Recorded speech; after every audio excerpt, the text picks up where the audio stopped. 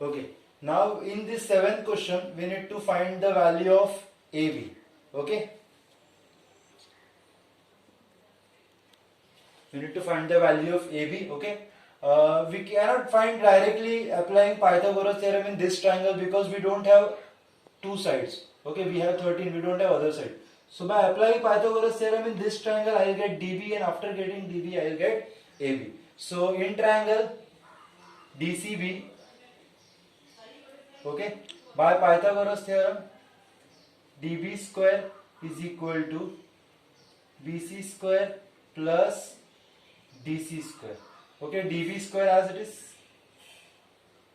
BC square is 3 square, DC square is 12 square. 3 square is 9, 12 square is 144. So DB square is 153. Now in triangle ABD, this triangle, okay, again by Pythagoras theorem we can say we have AD square is equal to AB square plus BD square. AD square is 13 square, AB square is as it is, DB square, we have the value of DB square, that is 153. So we have 169 plus 153 will come here and get subtracted. So we have 16 and we have AB is equal to 4.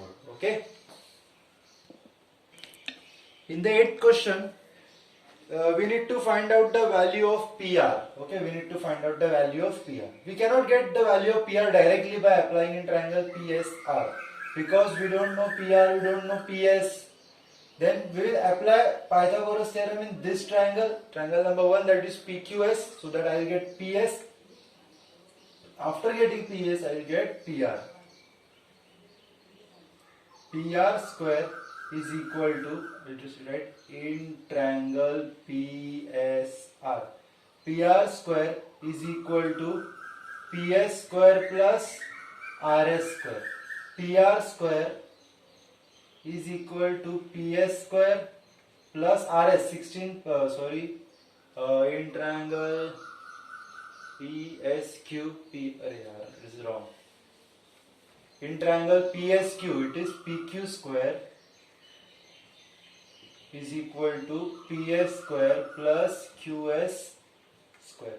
PQ square is 10 square, PS square we will keep it as it is, and QS square is 6 square. So we have 100 minus 36 is equal to PS square. 100 minus 36 is 64.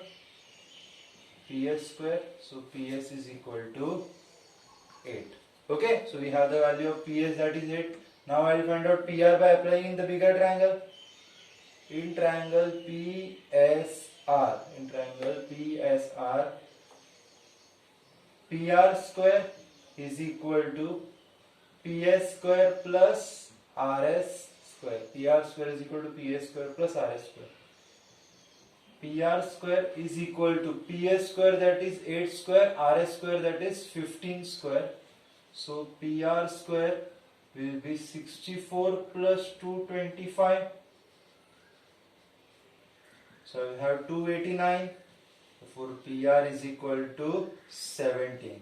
Okay, right, taking square root on both the sides.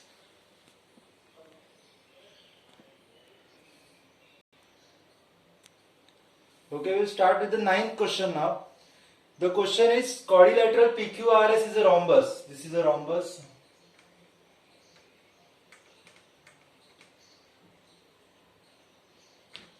Okay. PQ is equal to 17. The side of the rhombus is 17. PR is equal to 16. See, PR is 16. So this half part will be 8 because diagonals of the rhombus are bisector as well as perpendicular. So you can say that perpendicular bisector. Diagonals of a rhombus are perpendicular bisector of each other. Okay, therefore I can say that PO is equal to OR is equal to 8 and angle POQ is equal to, now obviously all the angles are 90 degree, but I am just writing POQ is equal to 90 degree.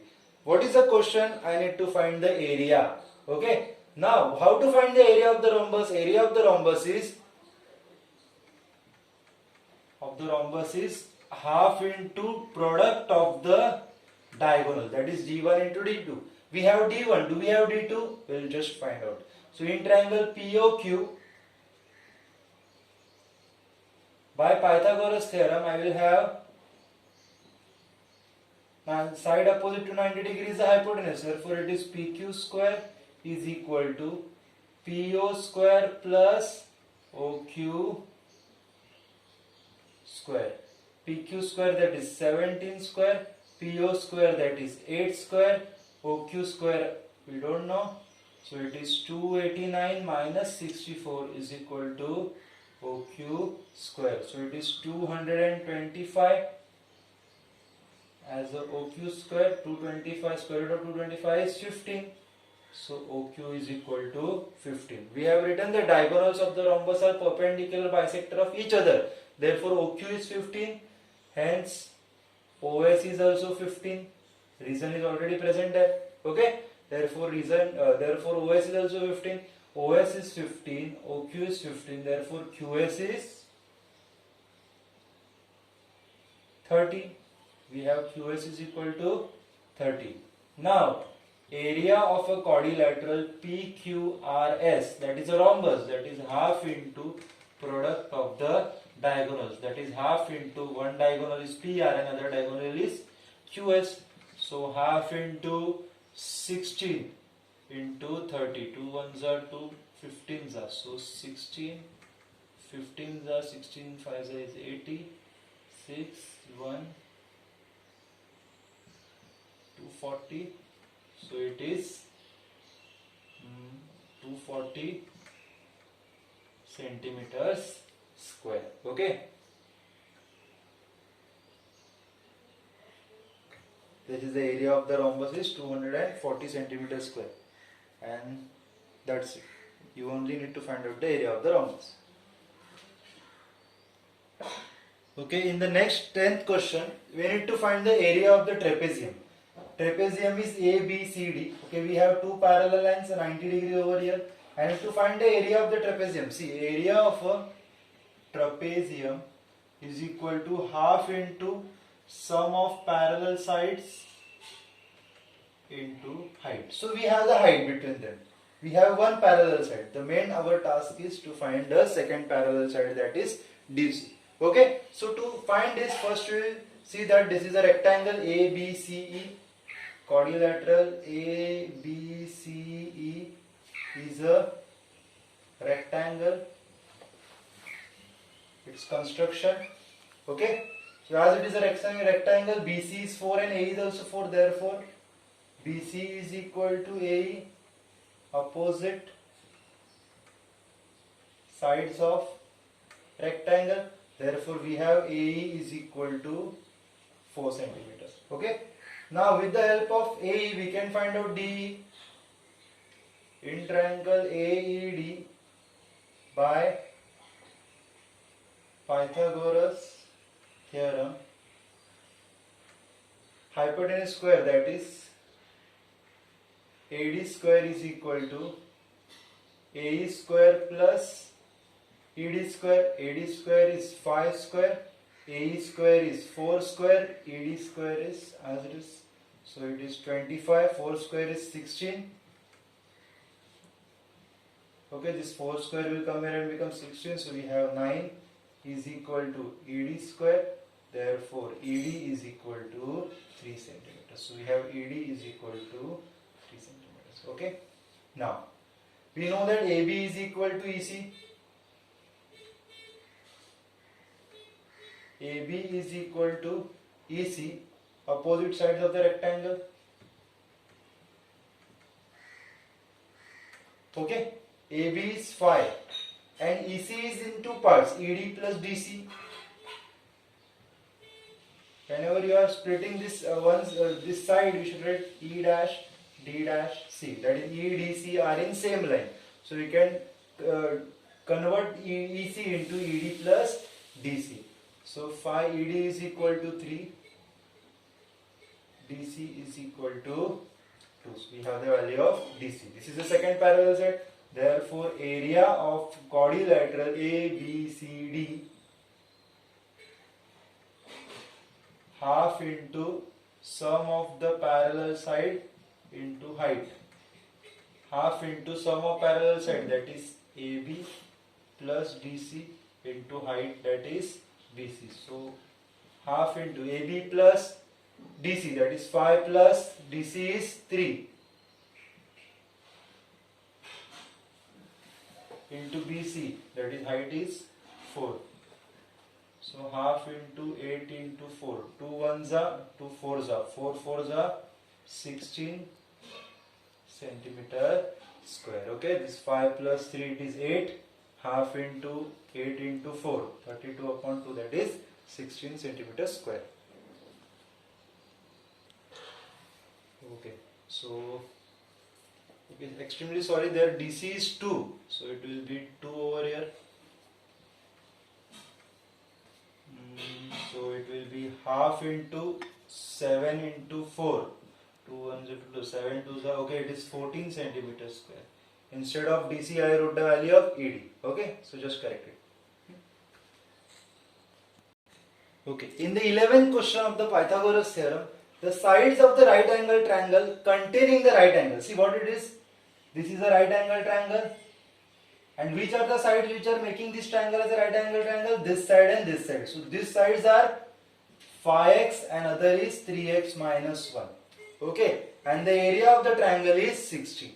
So we have the side containing the right angles in terms of x, we have area. We need to find the sides or all the sides, we can say. Okay, so we just apply Pythagoras theorem over here.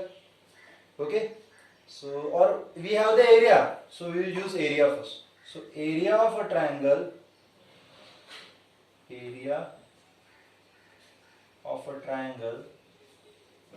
is equal to half into base into height, or you can say perpendicular into base. Okay, so area is 60, half into base is 3x minus 1 and height is 5x. Okay, so this 2 will go there and multiply. 62 is 120 and this 5 can come here and get divided, so we have 3x minus 1 into x because 5 is divided over here. So we have 5 1s are 5 2s are 10, 5 4s are 20. When you open the bracket, we will have 3x square minus x. Okay,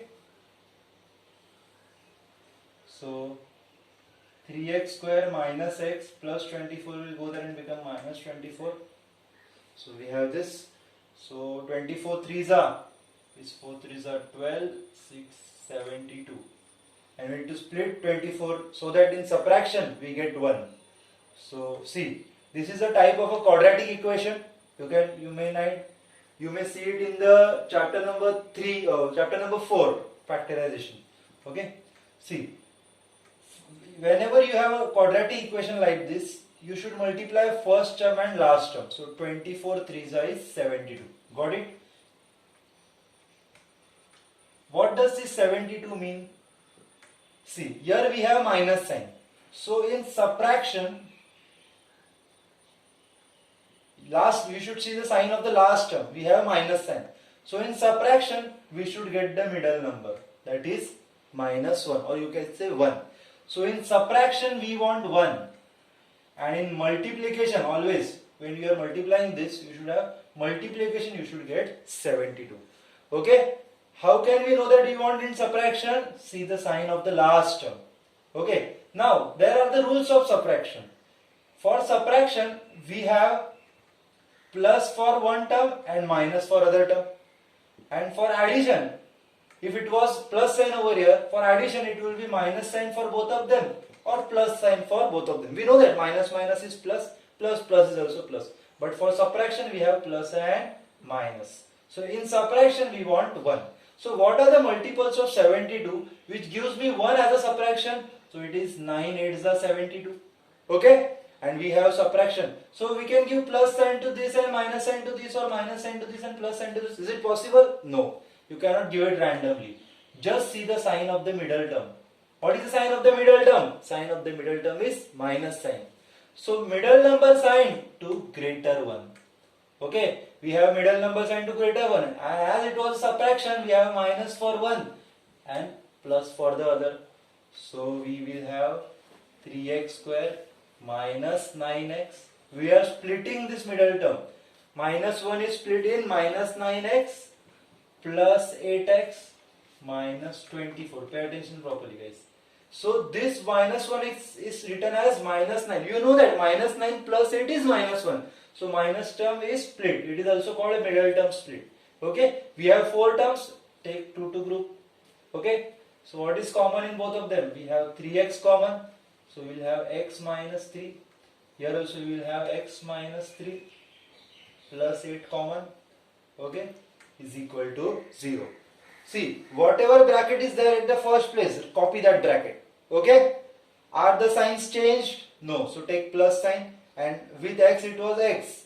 With x it was 8. 8, where is 8? It is outside. When you open the bracket, 8 into x, 8x, 8 3s are 24. Okay. Common bracket, write it one time. An uncommon bracket, 3x plus 8 is equal to 0. So this can be written as x minus 3, 0 to both of them. This is also called zero product rule. So x is equal to 3 and 3x is equal to minus 8, x is equal to minus 8 upon 3. But sides cannot be negative. So value of x is equal to 3. Okay. So side 1 is 5x. So it is 5 into 3, that is 15. Side 2 is 3x minus 1, that is 3 into 3 minus 1, because x is 3, right? So 9 minus 1, that is 8. Okay, we have side 1, we have side 1, we have side 2. So if we are having side 1 and side 2, can you find out the hypotenuse? Yes. Okay, I'll just erase this part. So we have hypotenuse square is equal to side 1 square plus side 2 square. Hypotenuse square is equal to side 1, that is 15 square, side 2, that is 8 square, 225 plus 64. Hypotenuse square is 289.